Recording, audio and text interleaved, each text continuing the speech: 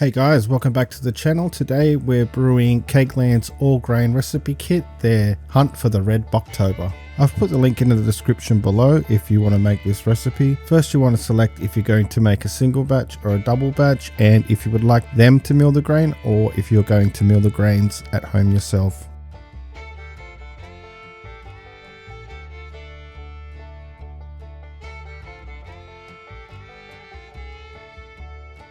If you're using the Brewfather app, they have this on their website ready to upload. Just select whether you're making a single batch or a double batch. It will then take you to the Brewfather app with the recipe and the details for the brew. And at the bottom, just click upload to the Brewfather app. For this cook today, I'm doing the 35 litre single batch. Okay, let's take a look at this grain build. Today's brew is going to be 2.8 kilograms of Munich, 2.8 kilograms of Vienna malt, 300 grams of Cara Aroma, and 200 grams of Cara Munich. For our hops, we're using 18 grams of Hallertau Blanc, and for our yeast, we're using 2 packets of Lallemand Nova Lager. Now with this kit you'll get a bag full of the grains in the grain bill, and I opted for KegLand to mill these grains this time. You also get 1 packet of the Hallertau Blanc, 2 packets of the Lallemand Nova Lager yeast. Time to start brewing by adding 21 litres of water into our mash tun. Now I'm adding 9 litres of sparging water into the other boiler. On our mash tun, we're going to set our strike temperature to 70 degrees Celsius or 158 degrees Fahrenheit. If you're using brewing salts to adjust your water, now is a good time to get those in. Alright, we've hit strike temp. Now we're going to knock that down to 65 degrees while we mash in these grains. Slowly adding these grains in one bit at a time and giving it a good stir just so we break up any dough balls that would reduce our overall efficiency.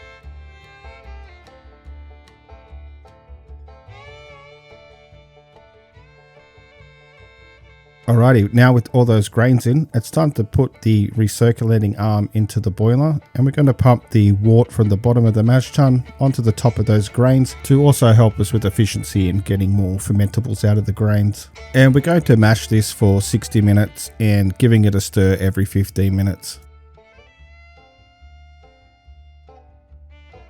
About halfway through the mash, now's a good time to turn on that sparging water and get that up to 75 degrees Celsius or 167 degrees Fahrenheit. Okay, we're done with that 60-minute mash. Now it's time to pop that recirculating arm off and lift this mash tun up so we can start the sparging process. These mash tuns can get quite heavy, so I recommend setting up a pulley system if you're struggling to lift these up.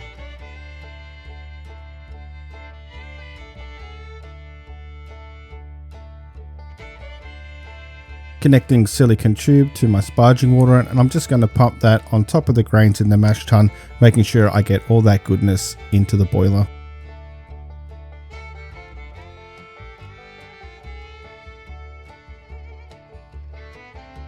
Now the sparging is completed and no more drips coming out of the bottom of that mash tun. I'm going to lift that off and get rid of that spent grain. Now setting the boiler to maximum temperature and get this on a rolling boil. But first we need to take a quick gravity reading. This gravity reading came out at 1.030, which is a lot lower than I was expecting. Not quite sure what I did wrong, but that's what we got out of this, so let's move on. And put in your hop spider before you reach boiling point. It just helps with sanitizing the equipment.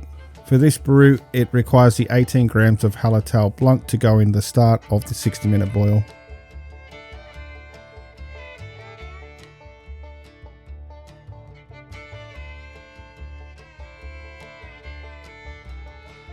Now the 60-minute boil's up, it's time to take out that hop spider and take a post-boil gravity reading, and this came out at 1.041, which is still under what I was aiming for. Okay, let's get this through the plate chiller and into the fermenter. This wort is getting cooled down to about 16 degrees, which is perfect because this yeast will love that temperature. Now before you put the yeast in, make sure you give those packets a spray down with sanitizer, and don't forget to spray your scissors also.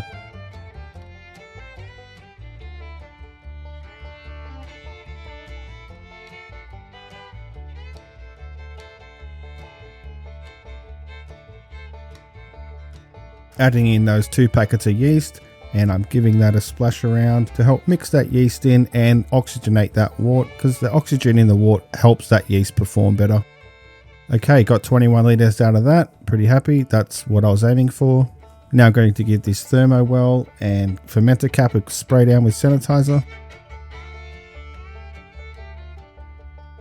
Also giving our wrap peel a spray down with sanitizer. And popping that into the wort. Placing in that thermo well and screwing on that fermenter cap. Now let's get this into the fermenter fridge.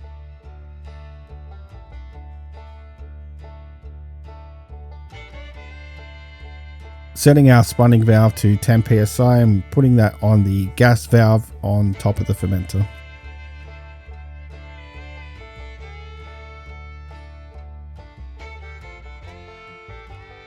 Setting our temperature controller to 10 degrees and we're going to let that sit for 5 days. 5 days later and she is looking dark and malty. Cannot wait to get into this, especially on these colder months. Bumping this up to 19 degrees and it will take 2 to 3 days to actually get to that 19 degrees. And after that 3 days, I bump it down to 1 degree so we can start the cold crashing process. And you can see how quick that yeast fermented that wort. It only took 1 to 2 days before I was down to a gravity of 1.011. Then over the next few days for conditioning, we just bumped the temperature up a little bit. And when I could see I wasn't losing any more gravity points, it was time to cold crash this. This is one of the reasons I do love using the Brewfather app. It really helps you create and manage your recipes and track your brewing sessions. So if you're in the market for an app like Brewfather, please consider supporting the channel and using the affiliate link below. You'll get the same app at no extra cost to you, but it will support the channel and help us make videos in the future like this one. Okay, now with all that crap out of the way, it's time to get this brew into the keg. We're going to set our CO2 to 1 bar and we're going to connect the gas line into the gas line in onto the fermenter. And this is 5 days after our cold crush. Connecting that beer line out of the fermenter into the beer line in onto the keg.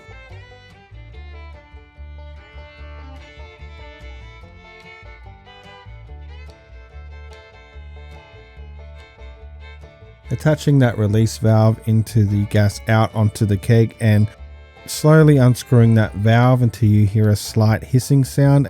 Pop that valve off after you see some beer hit that chamber and now you know your keg's full. Now it's time to start carbonating. Okay, so you know I don't like it to naturally carbonate. I don't have the patience for that. So we're going to force carbonate it by setting our CO2 bottle to 3 bar, connecting the gas line to the gas line in on the keg. And we're going to roll this on the floor for 2 minutes. Now that's carbonated, we're going to put this into our fermenter fridge, release some of that CO2 and put on our beer and gas lines. Now I'm just pouring out half a cup just to make sure I get any crap sitting at the bottom of the keg out. This beer pours a deep amber to copper colour with reddish hues, topped with a creamy head. The aroma is rich with malty sweetness, offering notes of toasted bread, caramel and a hint of dark fruit. On the palate it delivers complex interplay of flavours, dominantly malty, sweetness, toasted biscuit, toffee undertones and subtle dark fruit notes, making for a satisfying and flavorful experience. Thank you for sticking around to the end of the video. I appreciate you hanging around and I'll see you in the next one.